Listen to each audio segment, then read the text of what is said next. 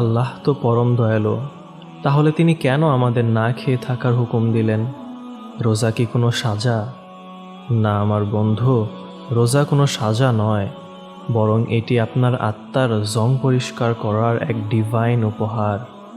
আল্লাহ পবিত্র কোরআনে সূরা বাকারার 183 নম্বর আয়াতে ইরশাদ করেছেন, ইয়া আইয়ুহাল্লাযীনা আমানু কুতিবা আলাইকুমুস সিয়ামু লাআল্লাকুম তাত্তাকুন, অর্থাৎ তোমাদের উপর রোজা ফরজ করা হয়েছে যেন তোমরা তাকওয়া অর্জন করতে পারো।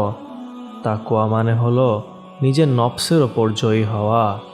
সারা বছর আমরা আমাদের শরীরের যত্ন নেই, কিন্তু আমাদের আত্মার কি হবে? রোজা আমাদের শেখায় আমরা খাবারের গোলাম নই, আমরা শুধু আল্লাহর গোলাম। আপনার ইচ্ছা শক্তিকে শক্তিশালী করতেই আল্লাহ এই 30 দিনের ট্রেনিং আমাদের সকল মুসলিমদের জন্য দিয়েছেন। তাই আসুন, এবারের রমজানে আমরা শুধু তৃষ্ণার্ত ও ক্ষুধার্ত না থেকে নিজের ভেতরের পশুত্বকে বিসর্জন দেই। আল্লাহ আমাদের রোজাকে সার্থক করুন, আমিন।